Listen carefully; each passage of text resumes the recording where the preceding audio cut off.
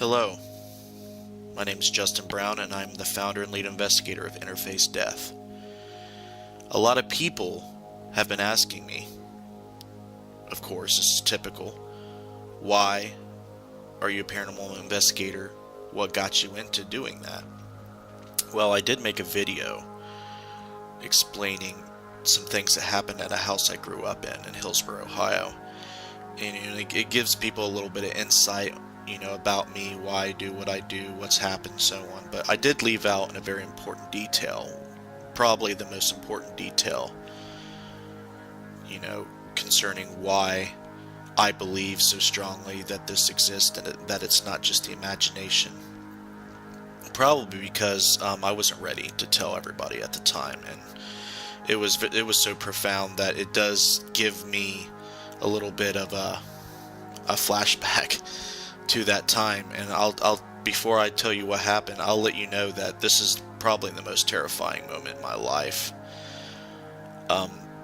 When we moved into the house, and after my family got divorced, my mom and dad, I would live there with my dad, and I had my 2 to 3 year old son there.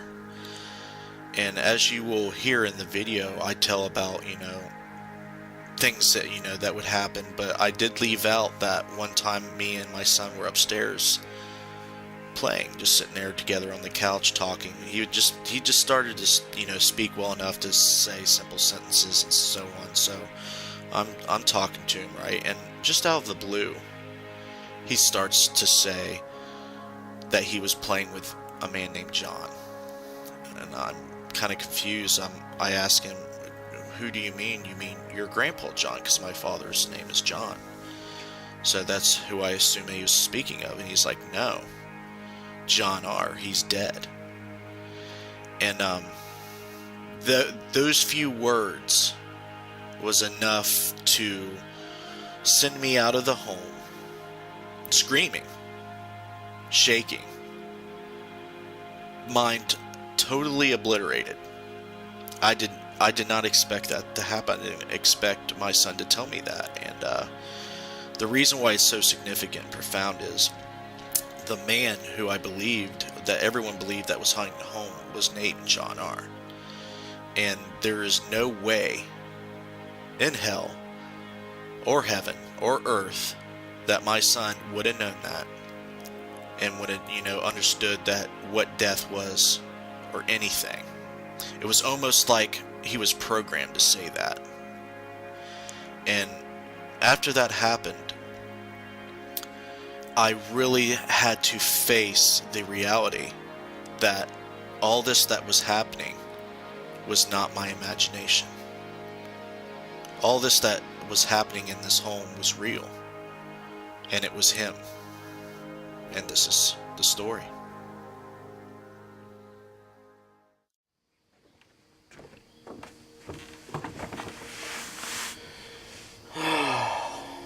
Where do I begin? I guess the beginning, right? Well, the story begins in the early 90s. I can't exactly remember when. Sorry for that, but my mom and dad bought a house in the town of Hillsborough in the early 90s. It was sometime between 1990 and 92-ish, somewhere in there. And bought it from a firefighter. I'm not going to say any names just to protect the privacy of these people, but they sold the house to my mom and dad, and it's a house over there on Glen Street in Hillsborough. And we moved in there. We loved the house.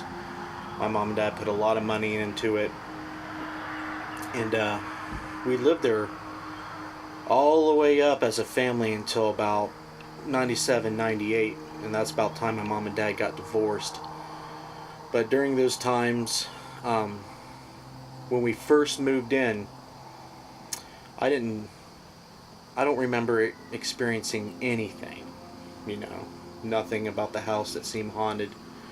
But the story I'm about to tell you about this house is pretty amazing.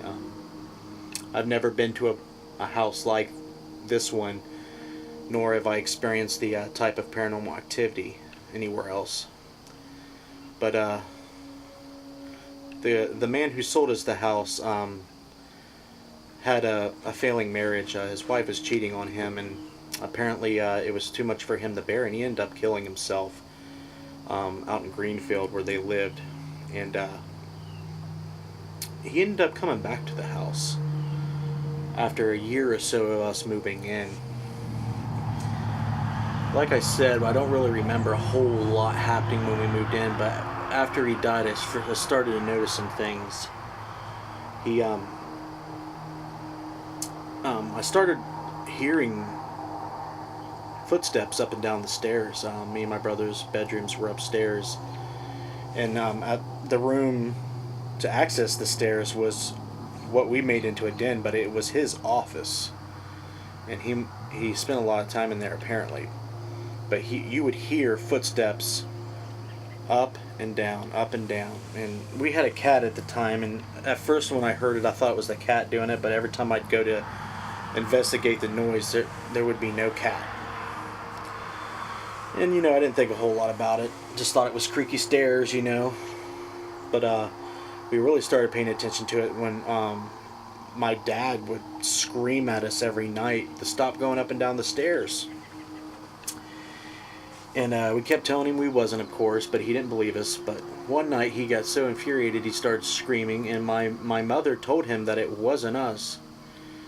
And of course he didn't believe it. So one night he started hearing it, so he jumped up out of bed, ran to go investigate, and sure enough, we're sound asleep in our bed. And that's when he first started realizing that there was something odd about that. They were not creaky noises, they were obviously the sounds of footsteps going up the stairs. And it would happen at the same time every night. So that was starting to get a little spooky, but not, nothing out of the ordinary as far as ghosts go. It went from that to opening and closing doors every once in a while.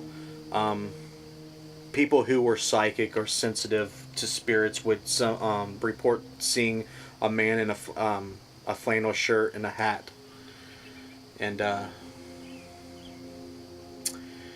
not a whole lot other than that would go on, as far as I knew. I mean, besides the constantly feeling like you're being stared at, especially at night. When we turn off the lights and we'd look up at the ceiling, we'd have these textured ceilings that would have the pitches of the roof making the ceiling go like this, right? And I'd look up there, and this man's kids had written, their names and whatnot in glow-in-the-dark pins on the ceiling, and you couldn't see it until you turn off the light. And I would used to sit up there and stare at it and just wonder, what this weird feeling was, because I didn't quite experience anything like that before in the house I lived in before. It just felt odd. Felt a little ominous. It felt very lived in, but it just felt like it just didn't quite belong to us. But, besides from feeling like you're being stared at constantly, not a whole lot. Didn't start escalating until my mom and dad's marriage started to go downhill. Fighting, never agreeing on anything. Typical failed marriage. But my mom pretty much ended up moving out of the house, and to make a long story short, my dad pretty much went downhill. He started becoming depressed, naturally, because of the divorce and how crappy everything was going. And the house, he started to let the house go. And when that started happening, that's when the activity started to escalate. It went from footsteps up the stairs, from, being stared at all the time, to things started to move more. The feeling of a presence being there started to become more extreme. And about around the time I met my wife, Christy, It was just me and my dad lived there. And that's when the poltergeist activity started. Before the poltergeist activity, there was a few strange things. Down in the den that used to be his office, there was a beam of light that would shoot out from the ground from the floor to the ceiling, and in different places. And I would like close the room off at night, tape up all the cracks to the windows and the doors, make sure there was no light coming into the room just to see if it was a light coming through, and it wasn't. I'd put my hand in the beam and it would act as if my hand wasn't there, it would just go through it. So that was very odd, but it wasn't scary, it was just freaking weird. But things like that, things would come up missing, bangs, doors opening more, but by the time my wife, girlfriend at the time, had moved in with me, things started moving a lot. My son, which was about 2 or 3 at the time, had a piggy bank full of pennies, and he had spilt everywhere, like hundreds of pennies. And we had copper brown carpet, so like the pennies that got underneath the the furniture and the dressers and everything was kind of hard to find. So we didn't have, some would turn up here and there when we'd sweep the carpet or whatever.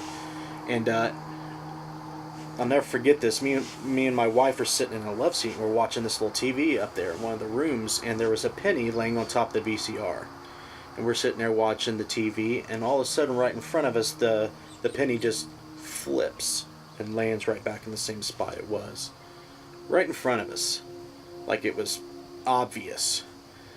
And me and my wife just looked at each other like, "Did you see that? Really? Did that just happen?" She's like, "Yep, I've seen that. That's really weird."